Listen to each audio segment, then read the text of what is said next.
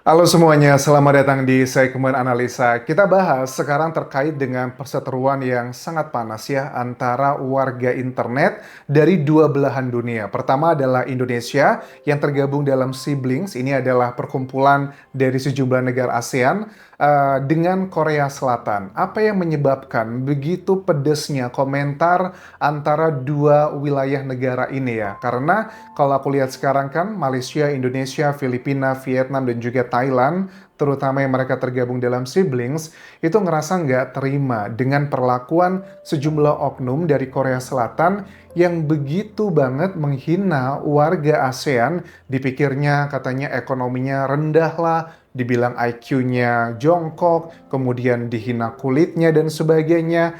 Itu menurut aku sangat nggak manusiawi. Padahal kalau kita flashback kembali, apa yang melatar belakangi perseteruan ini adalah diawali dari ya oknum Korea Selatan tersebut. Ini adalah kejadian yang diawali pada 31 Januari 2026, di mana ada seorang fansite master asal Korea Selatan yang lagi nonton konser K-pop band D6 di Axiata Arena Kuala Lumpur, Malaysia.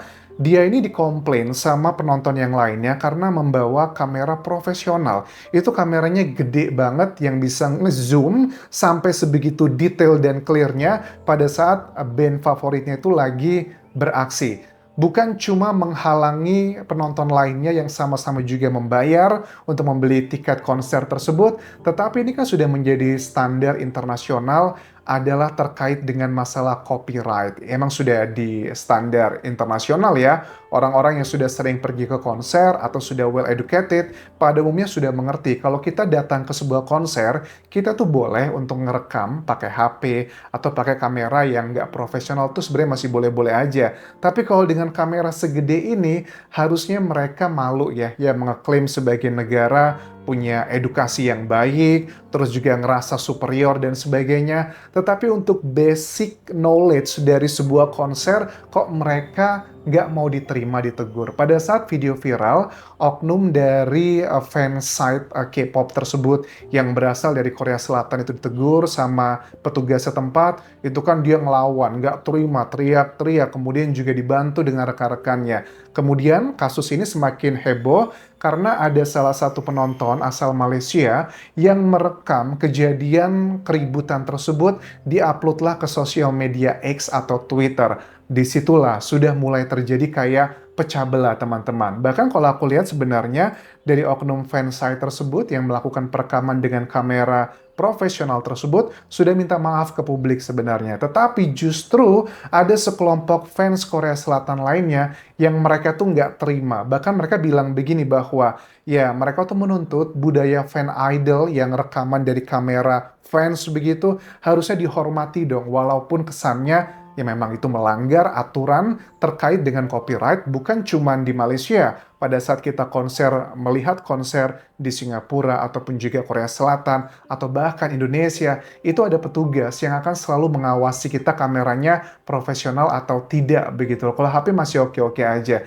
Nah mereka ini nggak terima gitu loh, mengata-ngatai orang Indonesia, Malaysia, dan Filipina, Vietnam, itu dengan kata-kata yang tidak pantas. Dibilangin dasar ekonomi kamu nggak baik lah, yang kasar banget kata-katanya. Terus ada juga nih, aku lihat ya dari komentar-komentarnya yang aku pilihkan beberapa aja sih, karena menurut aku ini sudah terlalu berlebihan ya, kayak bawa-bawa agama gitu ya. Apa-apaan sih ini, jilatlah kata-kata kasar yang berhubungan dengan agama. Terus ada juga dibalesnya, manusia kalau matinya nggak masuk surga tapi masuk ke TPA, tempat pembuangan akhir. Terus ada juga komentar yang dibales sama netizen Indonesia dengan kata-kata lucu begitu loh. Nggak, apa ini, Keynesnya, Indonesia negara miskin, UMR-nya cuma 25 juta. Aku tolong kabulkan fitnah yang ini ya Allah. Karena kan emang rata-rata gaji kita kan nggak segitu ya teman-teman ya. Karena UMR di Jakarta aja, di Bekasi kalau nggak salah cuma hampir 6 jutaan lah begitu. Nggak pernah sesenang ini difitnah orang, ya Allah kabulkanlah fitnah itu, 25 juta aja dikatain miskin, how about 3 juta, tapi amin gitu. Nah kemudian ya banyaklah kata-kata yang nggak pantas yang harus kita lihat di sosial media terutama di X. Ada salah satu sekarang udah awareness gitu ya, kata-kata yang ditulis dari kedua benua yang berbeda, nggak benua yang berbeda sih, masih sama-sama ASEAN ya. Aku juga bingung ngomongnya, karena sebenarnya Korea Selatan, Indonesia, Malaysia, dan Thailand itu juga negara-negara yang sering mendapatkan perlakuan yang sama pada saat kita di negara barat, seperti di Amerika ataupun juga di Eropa. Bahkan kita juga melihat ya, di Amerika terutama, banyak kok orang-orang yang berasal dari Korea Selatan itu mendapatkan perlakuan yang sangat menyedihkan sekali dari orang-orang bule. Dan mereka mikirnya adalah, pokoknya kalau orang yang tipikalnya sama seperti ASEAN, kamu itu semua sama, berasal dari China, begitu. Itu pun juga sama sudut pandangnya pada saat sebagian masyarakat kita di ASEAN ngelihat orang-orang bermata biru, rambutnya pirang, kemudian tinggi, putih, pokoknya semua orang tuh ngomongnya, "Oh, dia asalnya dari Amerika, bule," gitu. Padahal nggak seperti itu. Amerika juga ada Amerika Latin, ada juga orang Eropa yang memiliki fitur tubuh bentuknya itu kurang lebih adalah sama. Nah, makanya aku juga heran, kenapa sih orang Korea Selatan ngerasa superior sama orang-orang di ASEAN gitu loh. Karena kita tuh banyak kemiripannya, banyaklah kemiripannya kulitnya, ya walaupun juga tipikalnya berbeda ya. Kalau kita orang ASEAN juga udah ngerti, mana orang China, mana orang Jepang, mana orang Korea Selatan, kita udah punya sense feelingnya, tahulah gimana perbedaannya. Tetapi kurang lebih kita tuh nggak terlalu beda-beda jauh banget, nggak beda sama orang-orang bule gitu loh. Tapi kenapa mereka ngerasa kayak superior gitu. Nah, ini kalau aku lihat ya, superioritas ini juga sudah mulai kayak mau dihentikan. Ada sejumlah kayak campaign yang kata-katanya adalah "Please stop this argument on this internet."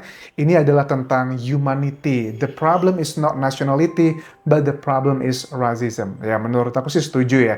Aku rasa nggak semua orang Korea Selatan juga seperti itu. Tapi sayangnya banyak banget nih oknum-oknum yang seperti itu. Tapi di sisi lain, bahkan juga di Indonesia pun juga kadang memperlakukan suku yang mayoritas dengan minoritas juga ada. Poinnya adalah, kejadian seperti ini adalah kejadian yang ada di setiap level dalam kita hidup. Level negara Indonesia ada, level ASEAN ada, level Asia ada, level dunia juga ada.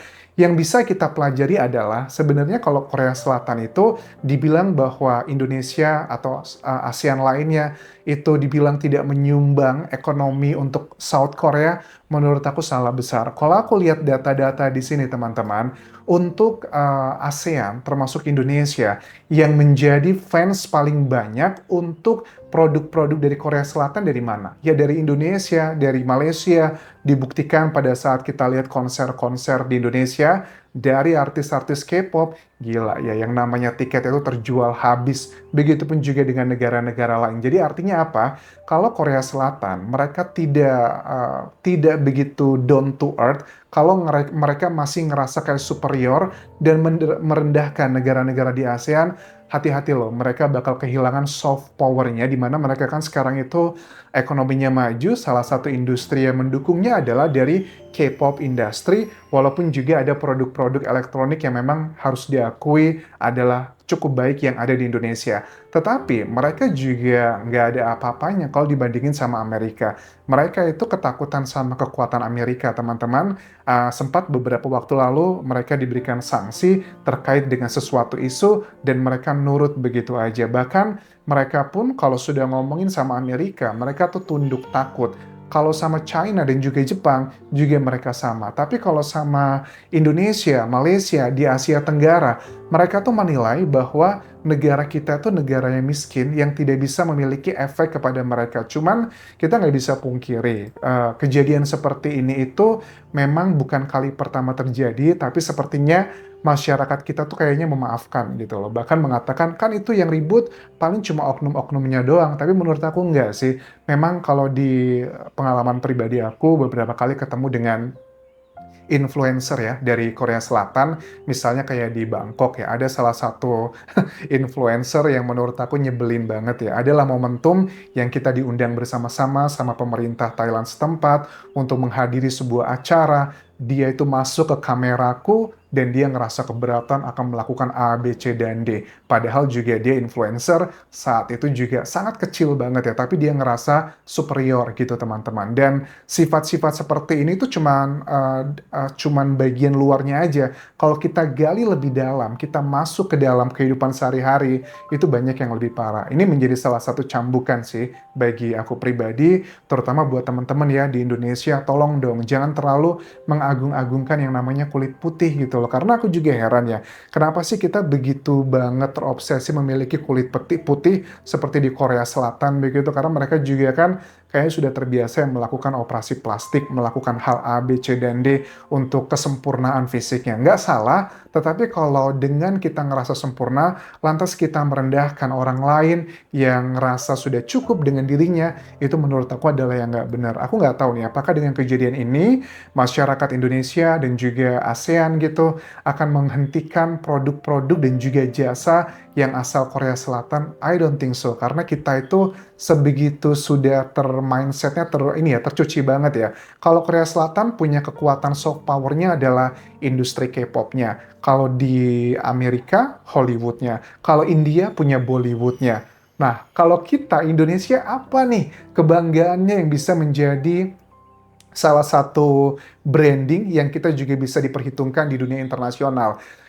Selain aku juga mengecam tindakan oknum-oknum dari Korea Selatan tersebut, tapi ini juga sekaligus sebagai momentum buat kita masyarakat Indonesia sadar, kita harus bangun gitu loh, bahwa yang merendahkan diri kita, orang-orang Indonesia tuh bukan cuma Korea Selatan kok, masih banyak negara-negara yang lain, tapi sekarang baru viralnya aja yang ini. Mudah-mudahan ya pemerintah kita juga bisa bangunnya tuh ngebalesnya bukan dengan kata-kata, tapi menurut aku ngebalesnya adalah dengan action, dengan ngebuat industri kita itu sebegitu jagonya, sampai tidak terelakkan lagi, mau nggak mau mereka harus membeli dan menikmati, dan sekarang suka nggak suka ya kita lihat aja, ini yang terjadi pada Korea Selatan, karena banyak masyarakat kita yang begitu mengagumi produk-produk dan juga jasanya, suka nggak suka kita akan menikmatinya. Tapi kalau secara real ya, apakah orang Korea Selatan itu semuanya hidupnya lebih baik dibandingkan orang Indonesia? Sama sekali tidak. Silahkan cek aja kehidupan Korea Selatan, orang-orang umumnya seperti apa. Mereka juga struggling untuk sekolahnya, untuk kuliahnya, untuk hidupnya. Bahkan memiliki rumah di Korea Selatan, itu kayaknya bukan satu hal yang menjadi prioritas lagi dibandingkan sama orang Indonesia. Walaupun punya rumah yang kecil, sederhana, tapi banyak orang Indonesia target utamanya adalah pengen punya rumah. Jadi itu adalah salah satu poin yang memang menurut aku menjadi pro kontra terkait dengan isu antara siblings ASEAN versus dengan Korea Selatan. Terima kasih sudah menonton. Sampai ketemu lagi di video berikutnya. Tinggalkan like dan juga komen. Subscribe channel YouTube ini, follow Instagram, Facebook pageku, dan juga akun TikTok di Anjasa Sumara. Sampai jumpa.